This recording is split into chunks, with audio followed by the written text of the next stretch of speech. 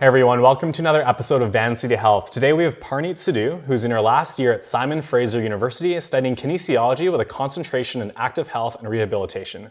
She's a fitting expert at Kintec Footwear and Orthotics, a physiotherapy assistant at Kids Physio Group, and the events director and pioneer for Motionball for the Special Olympics at SFU. Having known Parneet, she's a dedicated student with top quality work ethic, and it's my honor to welcome you to the show. Hi, I'm excited to be here. Great. So jumping right into it, what's your current plan right now as a student? You're in your last year. What's the next step? Next step is definitely to graduate, get out of SFU by December, and then hopefully, fingers crossed, go to physio school somewhere in Canada. Gotcha. Yeah. Do you have your sights on a few universities already? Yeah, I'd say University of Toronto is probably at number one right now. Cool. And then McMaster is a close second. There's Western on there, UBC's on there. Right. Yeah, and then going abroad would be kind of like the last hope. Right. Yeah. Gotcha. Why the U of T? I guess they're more research-based universities, as you probably know, and I guess I'm really into that. Like that kind of excites me in a way that to find out what else is out there based excluding what we already know, which I think is pretty neat. And having talked to physios that graduated from U of T and are practicing now, they said their program, the way that it's set up, it kind of takes the students into consideration and the way their exams and whatnot, and the whole schedule is laid out. And it's a 2-year program at U of T? 2-year program. Gotcha. So a lot of people really like the hands-on aspect, especially here at UBC, and that's what we've heard. Yeah. As you're trying to tailor your application towards U of T, what are you doing differently to prepare yourself for that application, or what have you done? I guess just jumping into new opportunities that I think would be relevant to the field and some that are kind of outside the field to make my resume, if you may, like just diverse and different than others, and kind of not just focusing on working a regular job and then going to school and having that, but having more than just a job and school on there. Perfect. Yeah. So at SFU right now, over your entire undergrad career, what are some of the resources, any clubs, mentors, really anything that has helped you at SFU keep you on track or get you on track to working towards being a physio?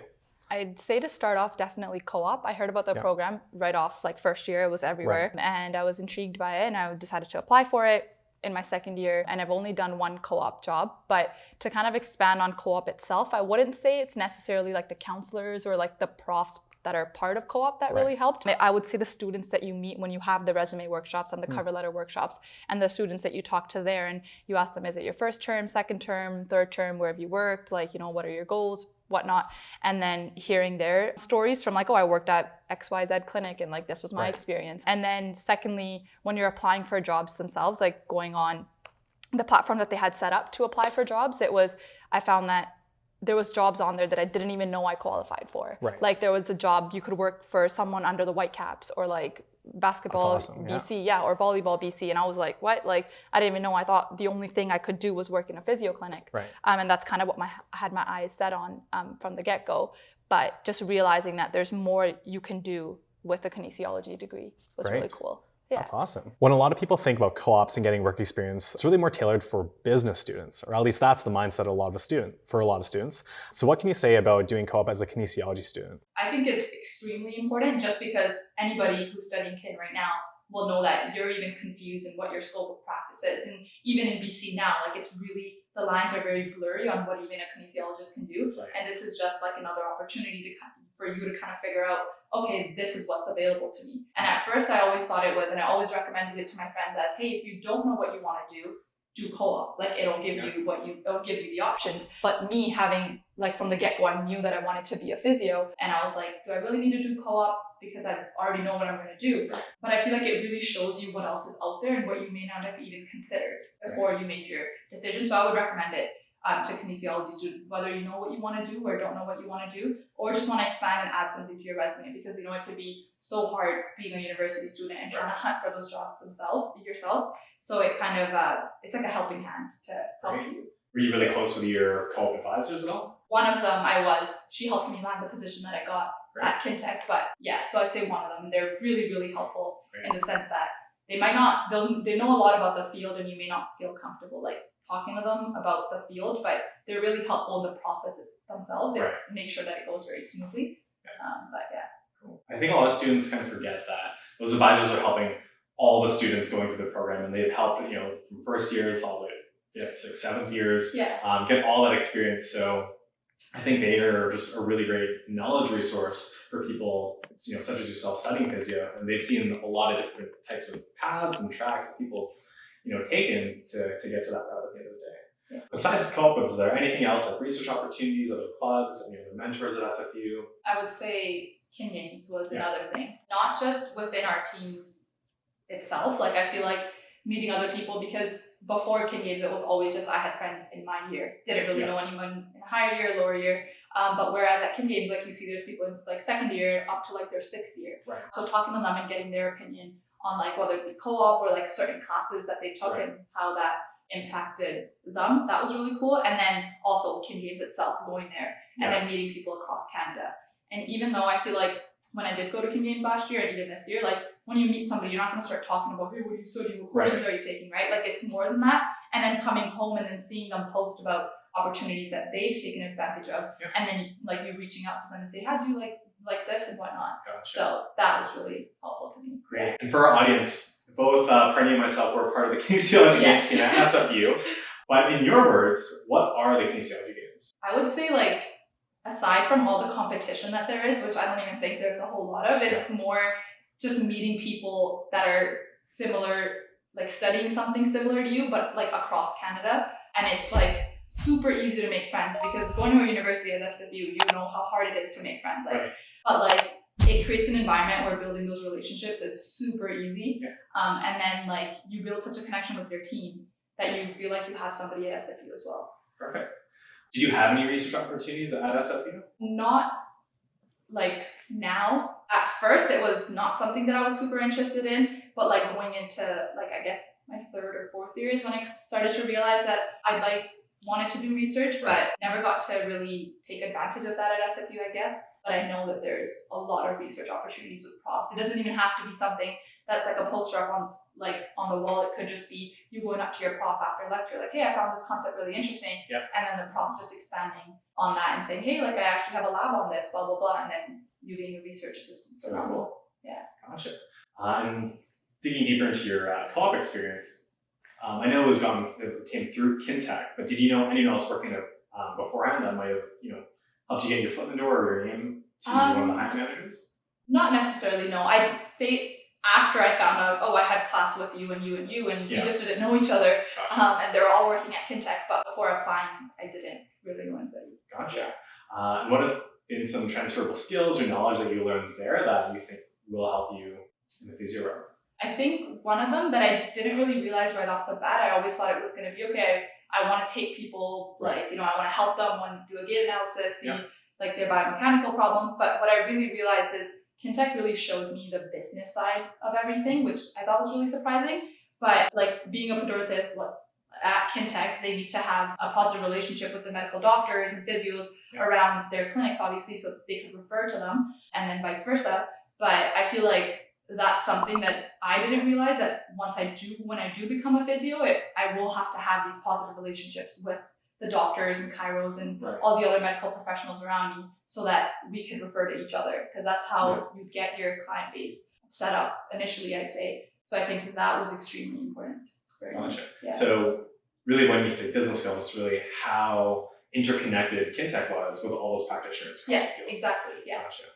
And what is something that you learned there, or at least experienced, that was like an unexpected opportunity or unexpected experience that you got there that you didn't think you'd get there? I guess I'd say like just networking with the other physios and that they're part of, like, just because I know how important growing your network could be, and like just even if it is just a quick coffee chat with the physio, or like just that they come into the store and you get to talk to them and they ask you what you're studying. From there, I really didn't think that was at all what I was going to learn at Kintech. I really thought I was just going to be taking people's feet, watching them walk, getting them for footwear and whatnot. But yeah, so it really showed that like networking definitely plays a huge role. Gotcha. Yeah. And with talking with some of those potential physios, I'm assuming you got some insider knowledge on what some of the processes are for applying different schools, some pros and cons from the schools that they went to. Yeah, exactly. And how did you become a physio assistant at Kids Physio Group? 2 of my coworkers at Kintech volunteered at Kids Physio Group, Gotcha. and then they kind of just telling, they were near the end of their degree, where I was like in my second year, and they were telling me how much fun it was to volunteer there. And then I finally, after thinking about it for like 6 months, I finally decided to apply. Great. Yeah, so you got to make like activities around it, which is really cool because it really taps into your creative side to come up with these activities so the kids don't really think that they're working on a certain muscle, but they're just playing the game. Yeah, so that was really cool about it. Really cool. And what's the age range of those kids that's working with? All the way from babies to like teens. I'd say, Really? Yeah, so like I've worked with like little kids. There's like, physios for babies. I've never heard of that before. Yeah, it was unreal. But yeah, there's like little babies. You're basically playing with the baby. What do you do? Like, how do you like assess anything as a like this is completely out of like my domain of knowledge? But, like, how does a physio go to a baby? It's like, all right, we need to do this, this, and this. Yeah, that's so interesting to me too. Because the first client comes in and I was like, okay, are we just gonna play with the baby? Yeah. But it was like seeing if they can like move their head and having like a toy to distract them to like get the toy to shake it on this side and see if they can move their head and then bring that same toy. Very interesting. Yeah, so I was like, I thought the age range would start at 5 or 6 maybe, but it really goes all the way that early. Yeah. Wow. What have you liked the most about working at Kids Physio? I guess like I said before, like really tapping into like your creative side and thinking of activities that the kids could do. Like say they lack core strength, but you need to help them build a core, but you're not going to tell them, hey, we're going to do planks. Like that's not how it works. So for sure. You have to kind of play games with them that will engage their core in a sense. And I really like that. And at the time after volunteering for about, I'd say 6 or 8 months, I was taking a course in human growth and development while volunteering there. Right. And there was so much overlap. I'd learn about a specific set of conditions. Yeah. I'd go in to volunteer and right there I'd see someone come in who presented with those like symptoms or whatnot. And then that sparked discussion with the physio and it was just another way to kind of expand my knowledge. And then that's kind of when I realized that I want to go into pediatric physiotherapy. Yeah. Amazing. What do you think has been your biggest takeaway from working or volunteering at Kids Physio? I think it would be to just, like, I know everybody says that, like, when you enter work, everything from home gets left at the door. Yeah. But I think it's extremely important at Kids Physio because you are working with children. And as we know, children can right away detect what's wrong and they'll keep picking at it until you give them something. Yeah. So I think that is extremely important to really have that door between your home life and your work life and coming in with, of course, like an enthusiastic attitude. Gotcha. Yeah. And do you think this experience has just confirmed that you do want to go into pediatric physio? Yeah. I was always, like I said, I applied to volunteer at Kids Physio way later before I found out. And that was because I always had my mind set on sports physio because I've always played in teams growing up and I loved that team environment. Right. And I wanted to be like a sports physio for a team. Yeah. But when I found out about this opportunity, I was like, should I go into it? Like, should I not? I'd worked with kids before, not something that I enjoyed a lot, but it was just kind of something that I did just to volunteer. That's awesome. Then when I started volunteering there, and it wasn't until I had that course that had so much overlap that I realized, wow, like this is actually really what I want to do. Yeah. That's very interesting. So I'd say from even this experience, it just shows the benefit of doing things like co-op or trying different things because you never know what you're really going to fall in love with. Exactly. Yeah, I can't stress that enough. Like, I know we all go into Kim thinking I'm going to be some sort of a physio, and like there's a billion specializations even within the physio field that I feel like we don't even realize. I didn't even know there was like pediatric physiotherapists. I didn't know there was physios working with babies nowadays, but apparently there are. So yeah, putting yourself in these situations where you are forced to be uncomfortable or outside your comfort zone, extremely important. Amazing.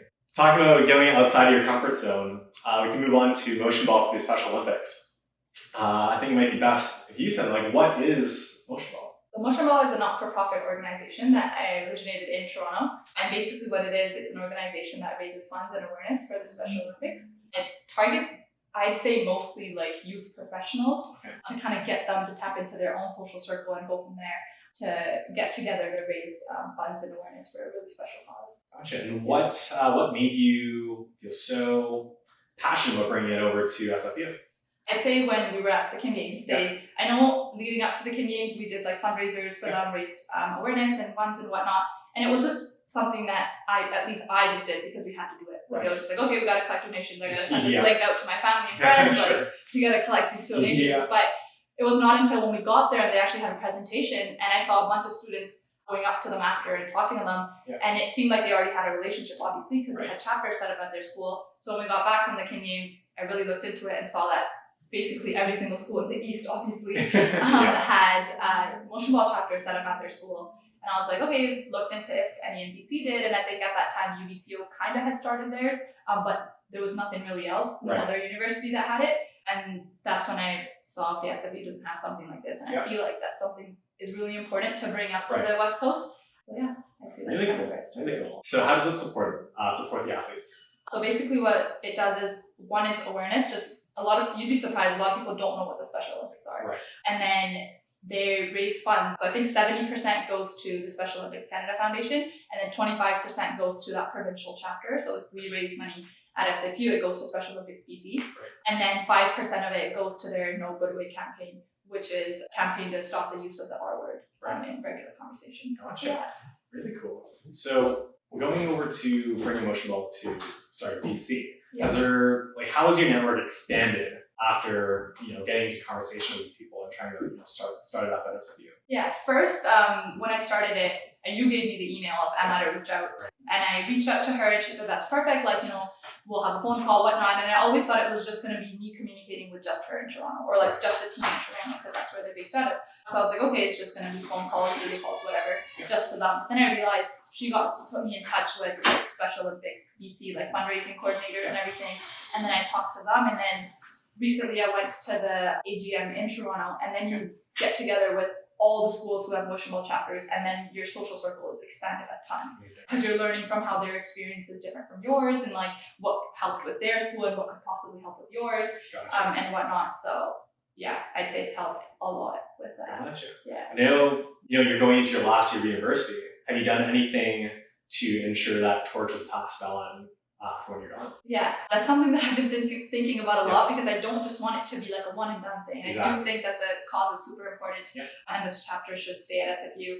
As we know, SFU is extremely difficult with the student, the student life of things, but having the table set up as many places as we can around the campus, because a lot of people don't know what Motionball is. You'd be surprised the amount of people that come up to us when we have a table set up, oh, what sport is this? How do you play Motionball? And I was like, it is not a sport. It's an organization and whatnot. So just having these conversations with people, and I feel like even a lot of my friends didn't know what it was, and then telling them about it and then spreading the word. I think it's just having those conversations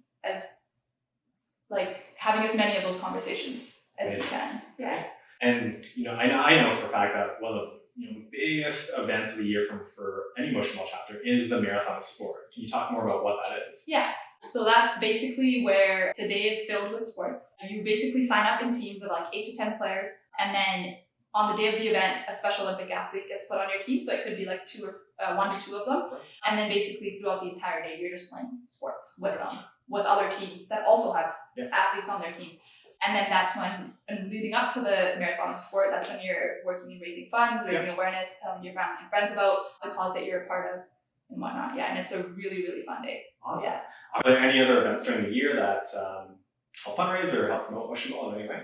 Yeah, there's a bunch of different ones. It kind of depends on the school or city chapter. So there's the city chapters and there's a school chapter, and then it's up to that committee. They're definitely encouraged. So it could just be a bowling night at a local bowling alley. Yeah, it could literally be anything. The main goal always is to get Special Olympic athletes involved somehow, because they really want them to be the voice of the organization. Right. So if it is just at a bowling alley, you get Special Olympic athletes out there so people can communicate to them, talk to them, and build relationships. Because I feel like that's the important part. For sure. Yeah. And if someone listening to this wanted to bring Motionball to their university, what would be their first steps? I guess their first step would be find out if your university has a Motionball chapter. If it does not, reach out to Emma. It's emma@motionball.com, and go from there. And they're super helpful. I cannot stress that enough. It is so stressful to bring something to a university all by yourself, but to have them on the back ends doing the work and making sure that it is so easy for you to get the job done. Unreal. So it's a great organization to be a part of. Amazing. And honestly, I remember our very first conversation when you potentially bring it over to SFU. I was so ecstatic that one of our team members at SFU wanted to bring it over, and I was super excited about that prospect. And here we are today, and you've done a fantastic job. So I just wanted to let you know that I'm super proud of all the work that you did of bringing it over, and I'm super excited to see where Motionball can go to.